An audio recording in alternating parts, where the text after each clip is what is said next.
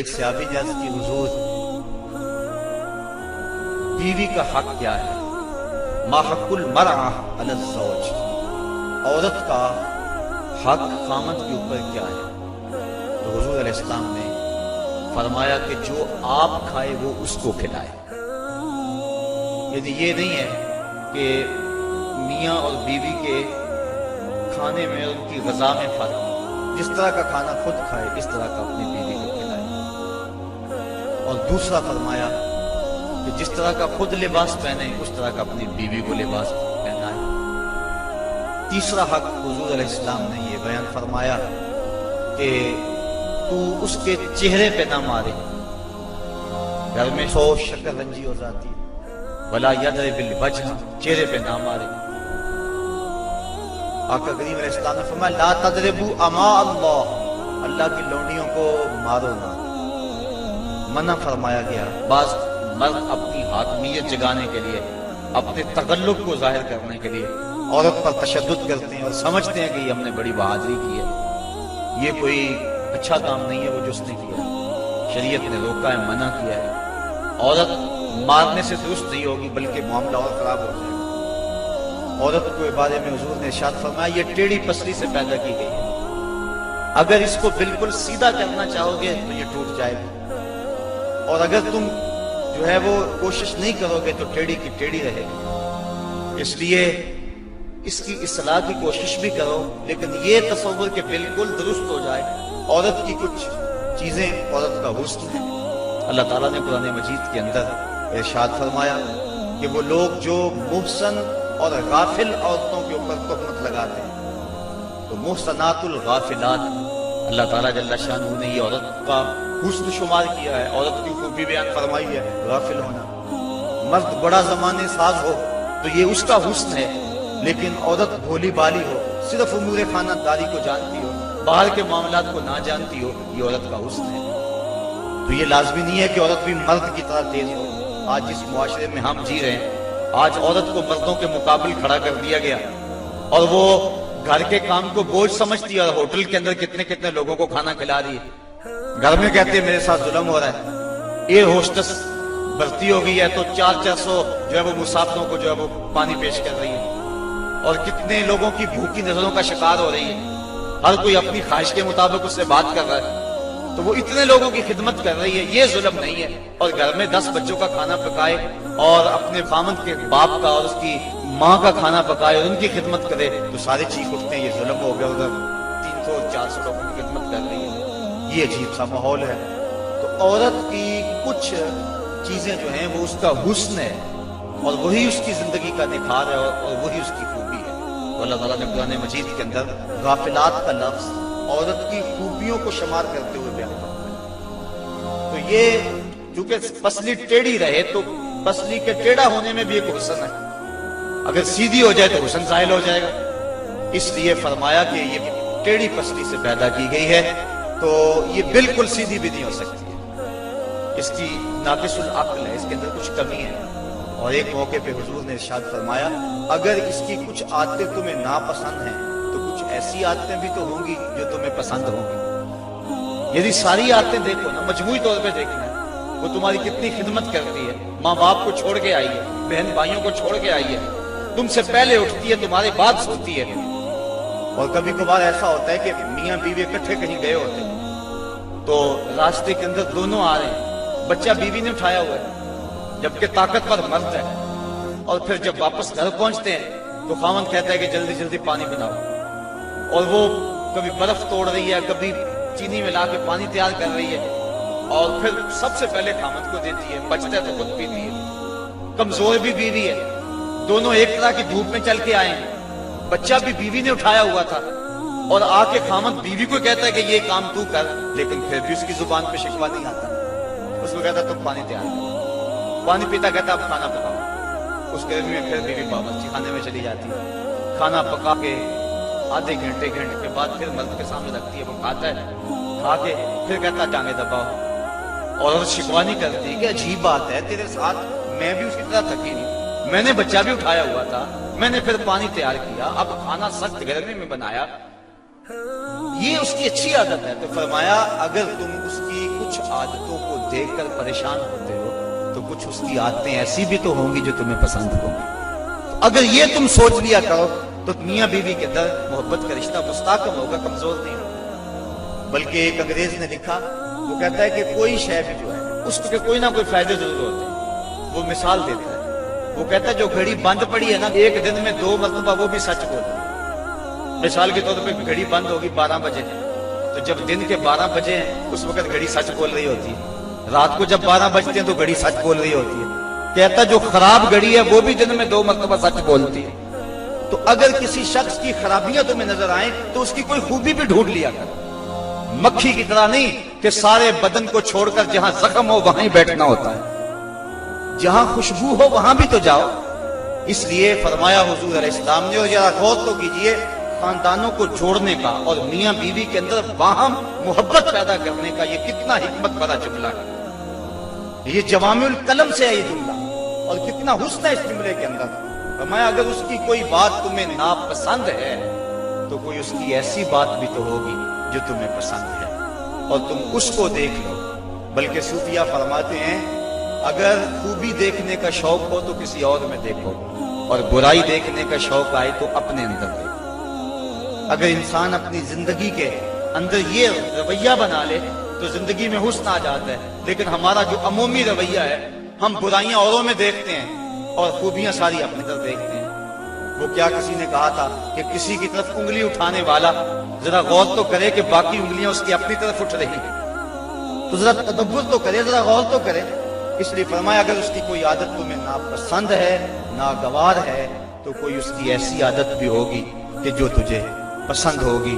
اس عادت کو دیکھ کر کے تم اس کے ساتھ محبت کر سکتے ہو۔ اور آقا کریم نے یہ بھی فرمایا خیرکم خیرکم لأہلہ وَأَنَا خیرکم لأہلی، تم میں سے بہتر وہ ہے جو اپنے اہل خانہ کے ساتھ بہتر ہے، اور فرمایا تم میں سے سب سے بہتر میں ہوں جو اپنے اہل خانہ کے ساتھ بہتر ہے۔ حضور اپنے اہل خانہ کے ساتھ جو اس نے سلوک کیا ہے تاریخ اس پہ گواہ ہے۔ جب آقا کریم کا وصال ہوا 9 بیویاں اس وقت حضور کے نکاح میں تھیں، اور آقا کریم علیہ السلام کی ایک بیوی کو بھی حضور پہ شکایت نہیں تھی۔ جبکہ اتنی کثرت سے ازواج ہوں تو اس وقت شکایت کا پیدا ہو جانا لازم ہے، لیکن اس انداز کے ساتھ حضور نے حسن سلوک کیا ان کے ساتھ، ان کے درمیان عدل قائم فرمایا، اور ان کے ساتھ محبت جو حضور کی تھی وہ مثال ہے۔ حضرت سیدہ طیبہ طاہرہ حضرت خدیجہ الکبریٰ رضی اللہ تعالی عنہا کا جب آخری وقت آیا تو انہوں نے اپنی بیٹی حضرت فاطمہ الزہرا رضی اللہ تعالی عنہا کو بھیجا، کہا جاؤ اپنے باپ سے چادر مانگ لاؤ۔ تو سیدہ فاطمہ حاضر ہوئی، عرض کی امی چادر مانگ رہی ہیں۔ تو حضور علیہ السلام نے فرمایا بیٹا اپنی ماں سے پوچھو نا چادر کیا کر رہی ہے۔ تو حضرت خدیجہ الکبریٰ رضی اللہ تعالی عنہا کی خدمت میں پوچھنے کے لیے حضرت فاطمہ واپس آ رہی ہیں، تو حضرت نبی رحمت صلی اللہ علیہ وسلم بھی پیچھے آ گئے۔ حضرت خدیجہ سخت بیمار تھی، عرض کی حضور اس وقت جو میری حالت ہے آپ دیکھ رہے ہیں، مجھے لگتا ہے کہ یہ میرا آخری وقت آ گیا، میں نے چادر اس لیے مانگ لیا کہ اس چادر سے مجھے کفن دیا جائے۔ اب سنو حضور نے کیا جواب دیا۔ آقا کریم کی آنکھوں میں آنسو آ گئے اور فرمایا خدیجہ تو نے تو چادر مانگی ہے، لو عربت جلدی لا آتیتک، اگر تو میری جلد بھی مانگتی میں وہ بھی اتار کے دے دیتا۔ یہ ہے محبت بیوی کے ساتھ، یہ ہے پیار کا رشتہ۔ حضرت ام المومنین سیدہ عائشہ صدیقہ رضی اللہ تعالی عنہا فرماتی ہیں حضور کثرت سے حضرت خدیجہ کا تذکرہ کرتے تھے۔ ایک دن مجھ سے نہ رہا گیا، میں نے کہا حضور آپ اس بوڑھی عورت کا تذکرہ نہیں چھوڑتے؟ تو حضور نے فرمایا عائشہ مجھے خدیجہ کے بارے تکلیف نہ دو، جب پورے مکے نے میرا انکار کیا تھا اس نے میرا اقرار کیا تھا۔ حضرت عائشہ صدیقہ رضی اللہ تعالی عنہا فرماتی ہیں ایک دن حضور بقیع سے واپس آ رہے تھے، میرے سر میں سخت درد ہو رہا تھا، حضور تشریف لائے تو میں نے کہا واہ آسا ہو، ہائے میرا سر گیا۔ تو حضور علیہ السلام نے کہا وَأَنَا یا عائشہ، عائشہ یہ تیرے سر میں درد نہیں، یہ تو میرے سر میں درد ہو رہا ہے۔ یہ بیوی کے ساتھ محبت کا انداز ہے جو حضور نے اختیار فرمایا۔ یہ کیسا پیار ہے، یہ کیسی الفت ہے، ذرا غور تو کریں۔ حضرت سودا رضی اللہ تعالی عنہا حضور ان کے ہاں تشریف فرما تھے، حضرت عائشہ صدیقہ رضی اللہ تعالی عنہا نے کچھ پکایا، میٹھی چیز تیار کی، جی میں آیا حضور کو دوں۔ آقا کریم حضرت سودا رضی اللہ تعالی عنہا کے ہاں تھے، انہوں نے وہ شے اٹھائی اور حضرت سودا کے حجرے میں چلی گئی، وہ چیز رکھی، کھانا شروع کیا، حضور بھی تناول کر رہے ہیں، حضرت عائشہ رضی اللہ تعالی عنہا بھی تناول کر رہی ہیں، لیکن حضرت سودا نہیں لے رہے۔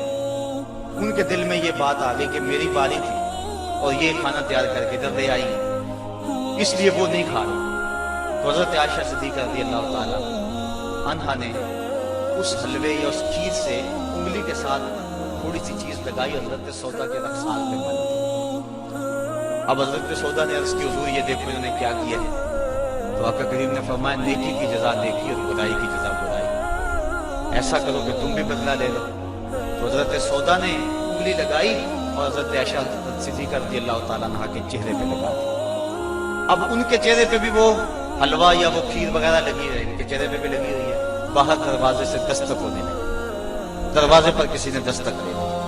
اب حضور تشریف لے گئے، دیکھا تو حضرت عمر فاروق کھڑے تھے، ابھی غالباً حجاب کی آیتیں نہیں اتری تھی، تو حضور جلدی جلدی آئے، فرمایا منہ دھو لو عمر آ رہے ہیں۔ اب دونوں کے ساتھ عدل بھی فرمایا حضور نے، اور ایسی شگفتگی بھی پیدا ہو گئی۔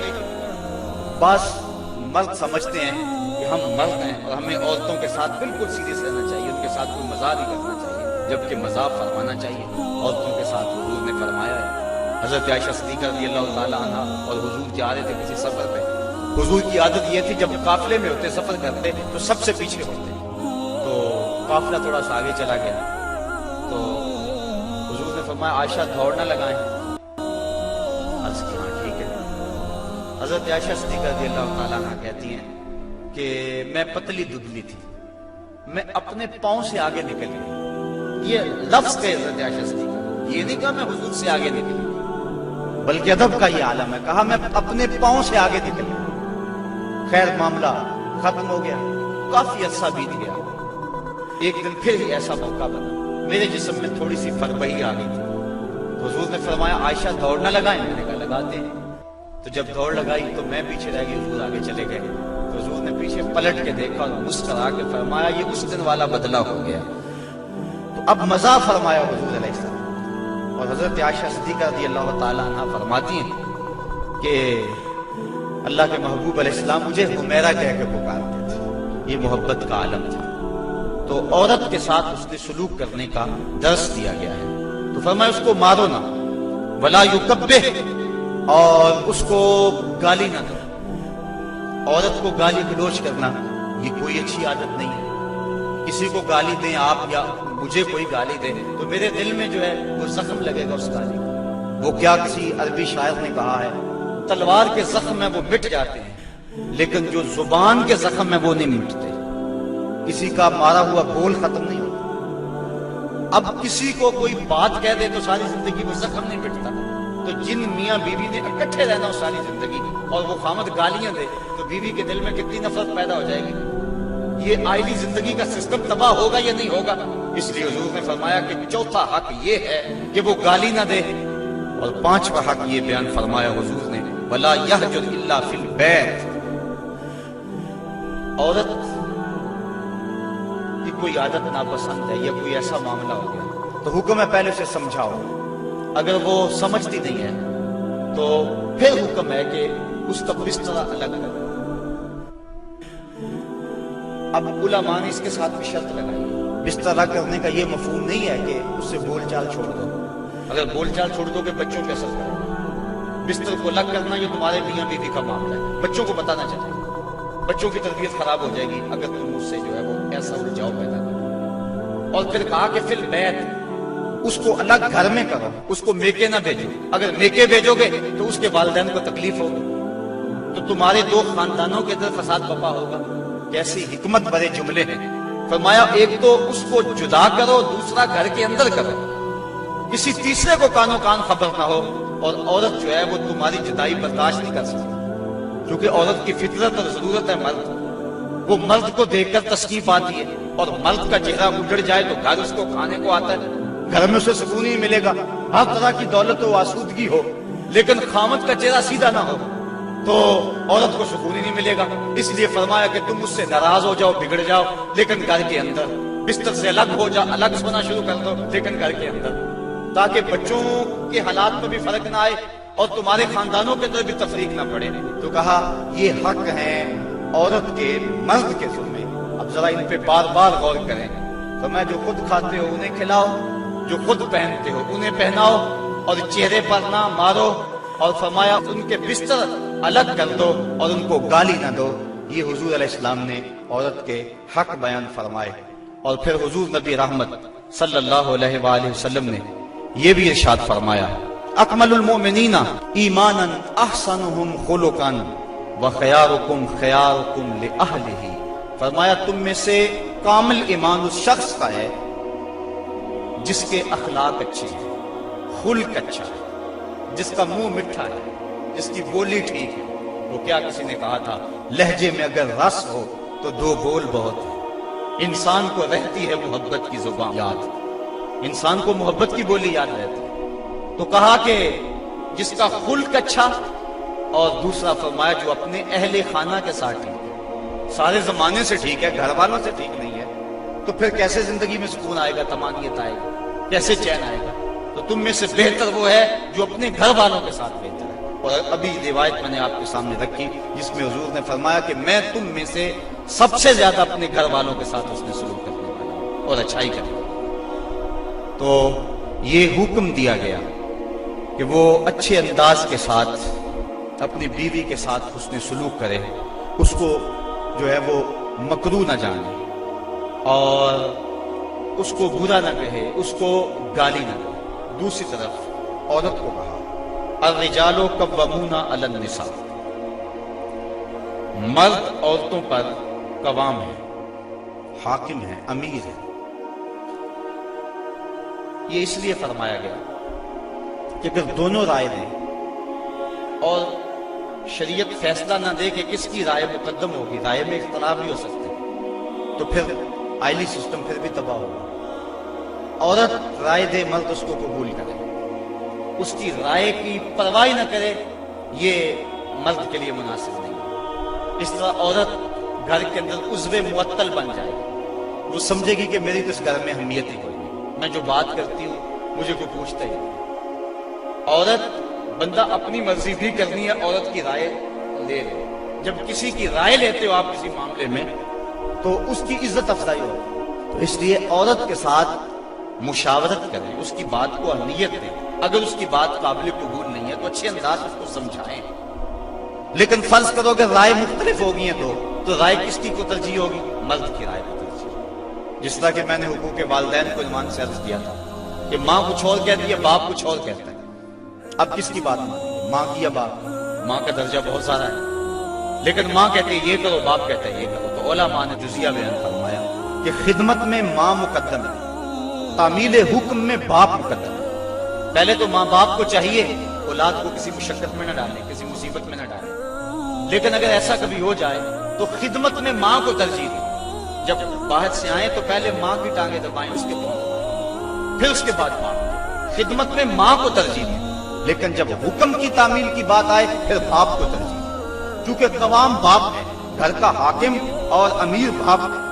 اگر باپ کی بات نہیں مانی جائے گی تو پھر گھر میں فساد برپا ہو جائے گا. اسی طرح زوجین میں سے خامد کی بات کو ترجیح اگر دی جائے گی تو یہی معاشرے کا بھی حسن ہے اور خاندان کے اندر بھی اسی میں عزت ہے.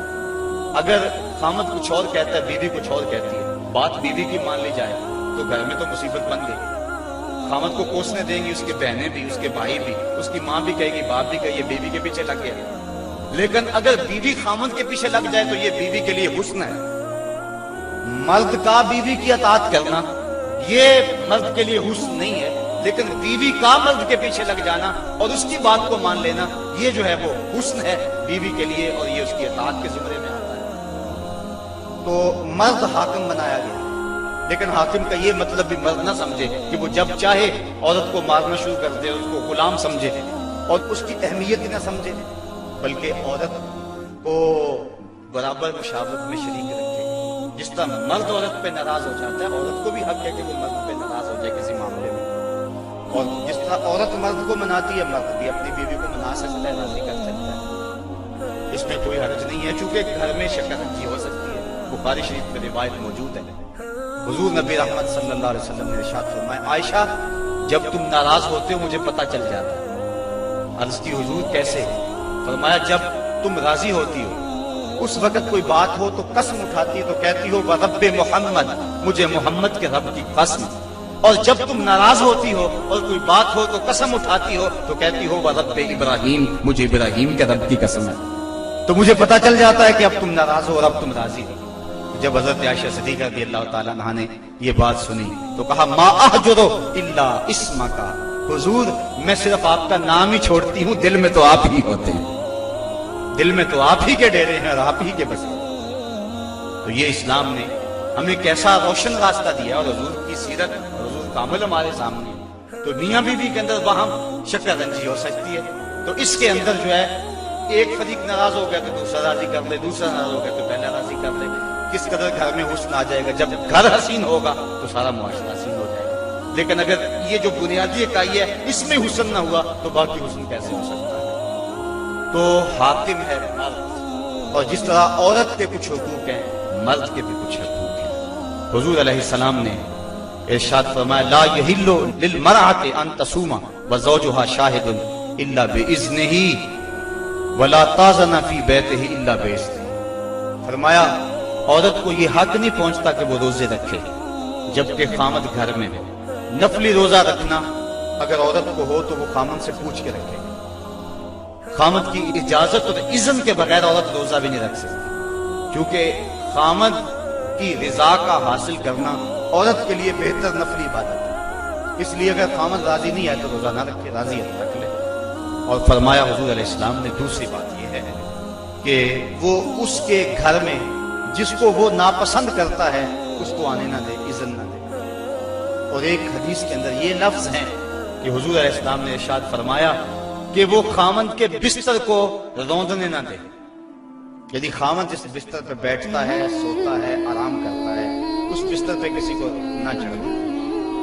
اور اس پر حضرت ام حبیبہ رضی اللہ تعالی عنہا کامل ہمارے سامنے ہے، یہ ابو سفیان کی بیٹی ہے، اور حضور پر حضرت ام حبیبہ ایمان لے آتی ہے، ان کا شوہر بھی ایمان لے آتا ہے۔ جب ہجرت حبشہ ہوئی تو یہ دونوں میاں بیوی حبشہ کی طرف ہجرت کر گئے۔ کچھ عرصہ وہاں گزرا، ایک دن حضرت ام حبیبہ سوئی تو خواب دیکھا ہے کہ میرے خامد کا چہرہ بدل گیا، تو سخت پریشان ہوئی۔ صبح اٹھی تو پتہ چلا کہ خامد عیسائی ہے، کسی عیسائی کے پاس بیٹھنا اٹھنا تھا تو اس نے اپنا دین بدل لیا۔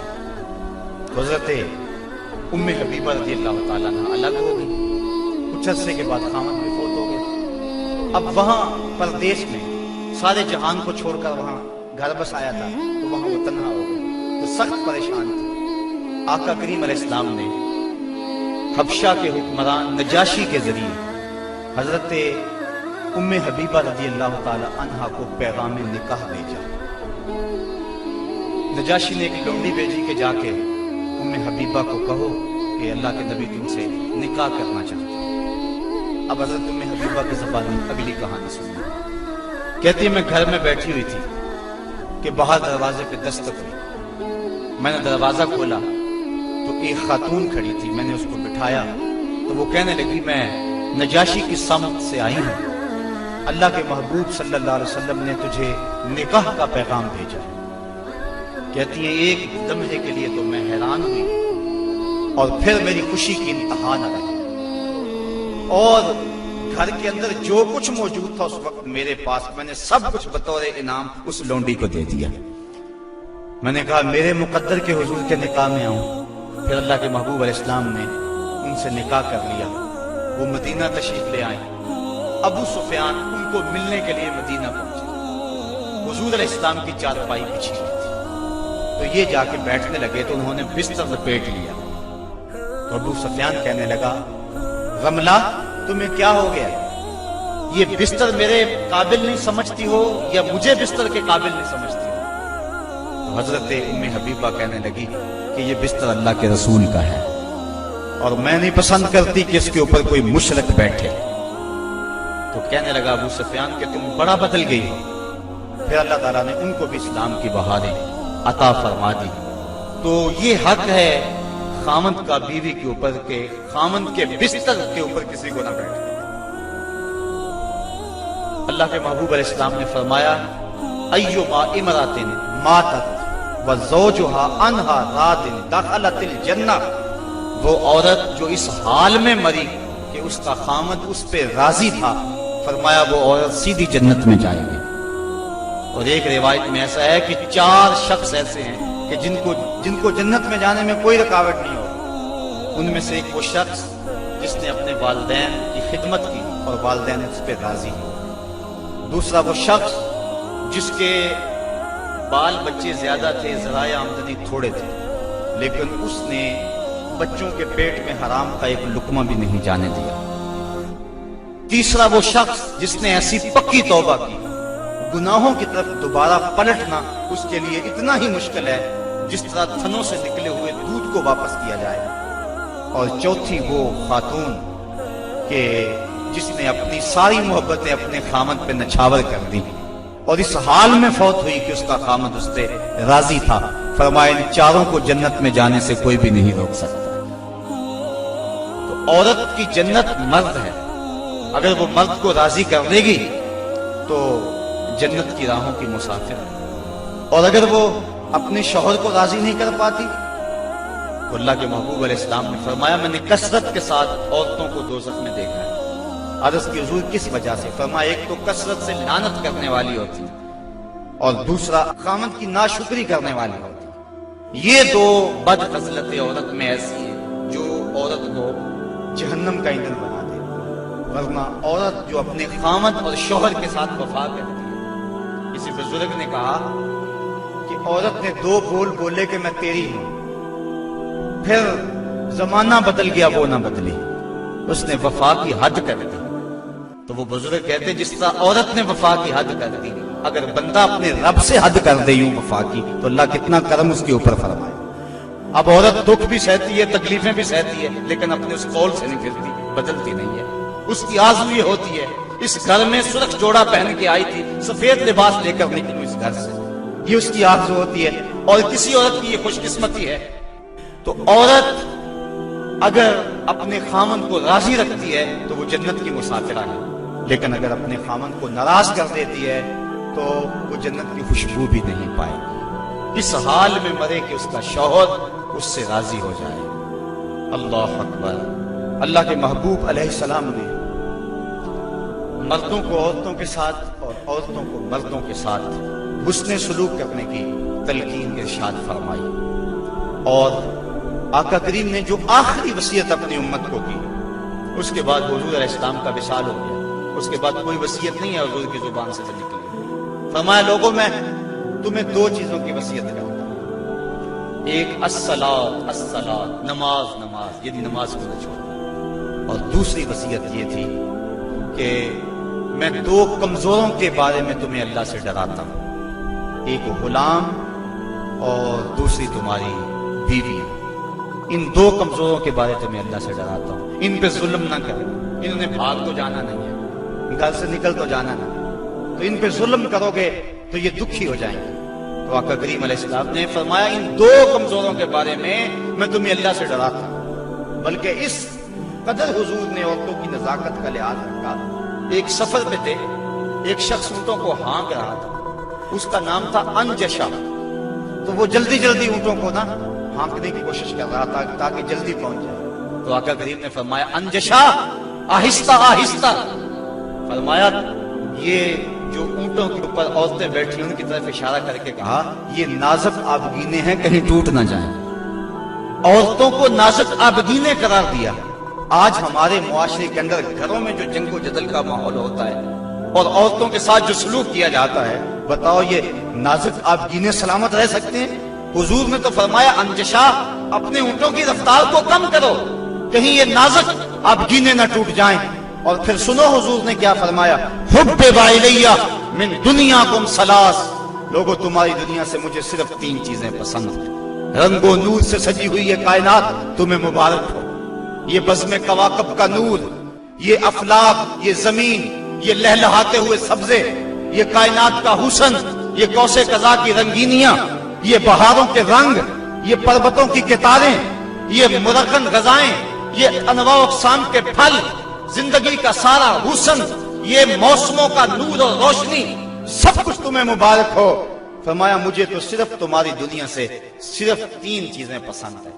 یہ نہیں کہا میری دنیا سے، کہا تمہاری دنیا سے۔ بلکہ ایک حدیث کے لفظ حضور نے یوں فرمایا کہ میری مثال ایسے ہے تمہاری دنیا کے ساتھ، جس طرح کوئی مسافر گزر رہا ہو اور راستے میں کوئی درخت ہو اور وہ چند لمحوں کے لیے اس کی چھاؤں میں بیٹھ جائے۔ تو کہا میں تو چند لمحوں کے لیے رکا ہوں، اور رک کے ایک ایک لمحہ انسان کو زندگی گزارنے کا راستہ بتا گئے ہیں۔ چند لمحوں کے لیے وہ ٹھہرے ہیں جس پیڑ کے نیچے، سنا ہے آج تک اس پیڑ کا سایہ مہکتا ہے، آج تک وہاں روشنیاں پھیلی ہوئی ہیں۔ تو کہا حب بالیہ من دنیاکم ثلاث، مجھے تمہاری دنیا سے صرف 3 چیزیں پسند ہیں، الطیب والنساء وجعلت قرۃ عینی فی الصلاۃ، ایک خوشبو، دوسری منکوحہ عورتیں، اور تیسری میری آنکھوں کی ٹھنڈک نماز میں رکھی گئی ہے۔ تو صاحبو، میرے اور آپ کے آقا و مولا حضور نبی رحمت صلی اللہ علیہ وآلہ وسلم نے یہی ہمیں وصیتیں کی، عورتوں کے ساتھ اس نے سلوک کرنے کا، اور عورتوں کو حکم دیا کہ تم اپنے خامند کے ساتھ اس نے سلوک کرو، بلکہ فرمایا کہ اگر اللہ کے علاوہ کسی کو سجدہ جائز ہوتا تو میں بیوی کو حکم دیتا کہ وہ اپنے خامند کو سجدہ کیا کرے۔ عورت کو یہ بھی اذن نہیں ہے کہ وہ مرد کی اجازت کے بغیر گھر سے نکلے۔